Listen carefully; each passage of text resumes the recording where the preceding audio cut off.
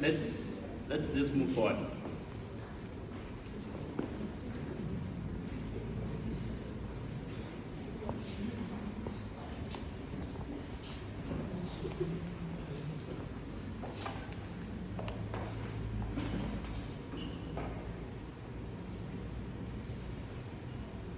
Okay, like you mentioned, my name is Felix Gesaka. I'm a consultant at Unidark Consulting Group. Unidark Consulting Group is 2.5 years old now. It was founded in 2022, October. We've been in operations from then up to now. We're currently in 2 countries. We have an office in Kenya and another in Nigeria.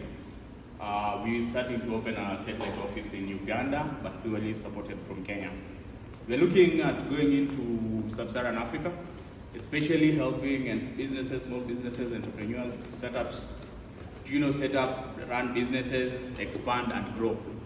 My personal experience is over 10 years, actually around 13 years of experience in finance, operations, logistics, warehousing, business advisory. I started my career at Jumia Kenya. Those of you guys who know Jumia Kenya, when Jumia was coming into Kenya in 2013, I was among the very first guys who joined in. There's a guy, I'm also an accountant. I started in accounting, then I veered off kidogo. Then when Swivel joined Kenya, I know most of you remember, some of you might remember Swivel Kenya, right? They were trying to revolutionize the matatu industry in Kenya. But then things didn't go very well. Some of the lessons that we'll be looking at today. I joined them, from being their payments manager and senior operations guy for 2 years before they shut down. After they shut down, that was when we had the nexus towards, starting our own consultancy. Why? Because, you've gotten this experience, over 10 years experience. You've been working for few companies, but then, on the side, you are meeting people. Someone comes and says, you have this level of experience. I'm starting something. Can you walk me through what do I need to do? Or come and talk to my employees. I'm trying to get these guys to do ABCD to be here. But then, at some point, it was during COVID. Companies were laying off people. There wasn't proper places like you could go. A lot of the places you interview, they tell you, okay, we like you, but your number of years of experience and your price, we can't afford. What can we do?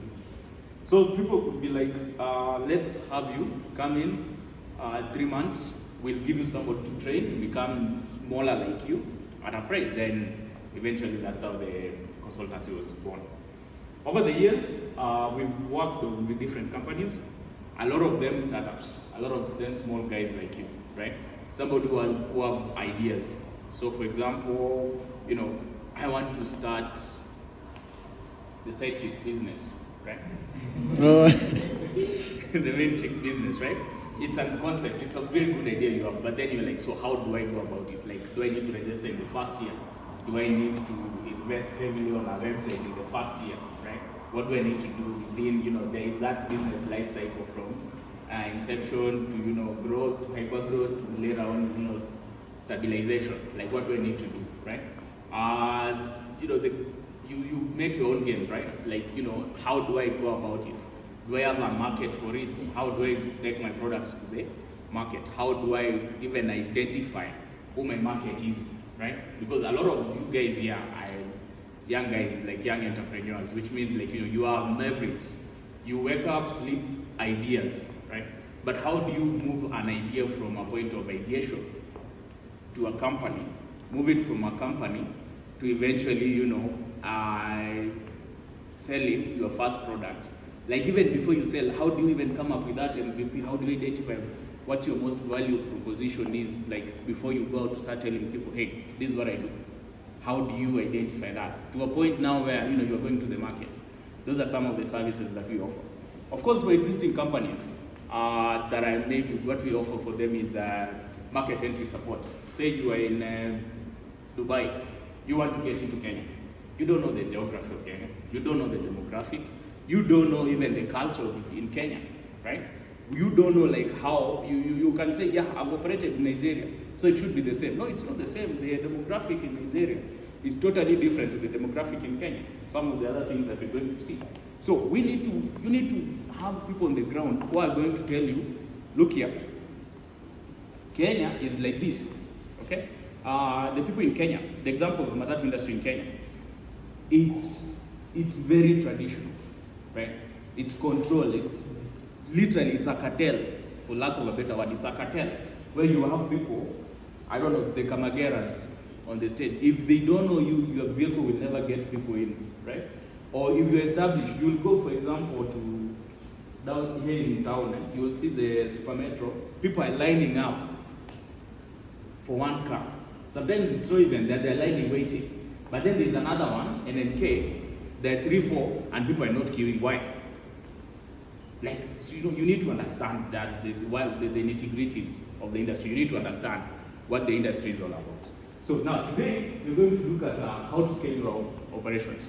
So I've understood, like, most of you are already in business. You already have businesses you're running. You're running a bespoke suit.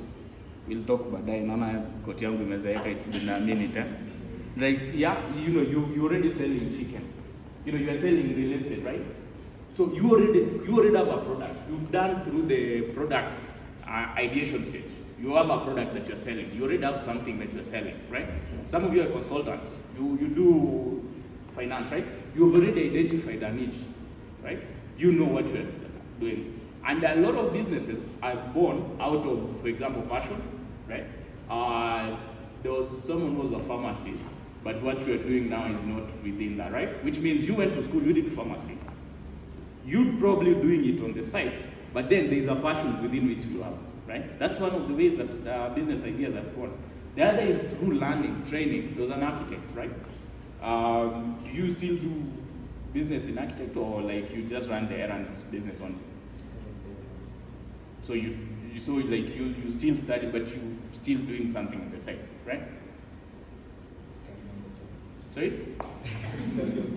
Yeah, on the side. I'll use the example. You went to school, you probably did CPA. Sorry? Uh-huh.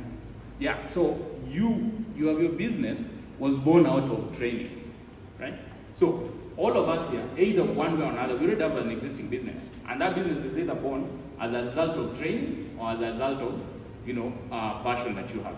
So today, what we're going to look at is what are some of the ways of scaling operations for sustainable growth, right?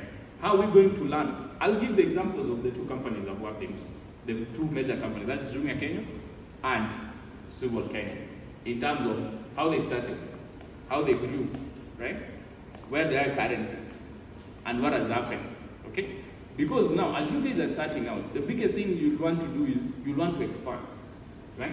You have like how many shops do you have currently? Or you operate offline?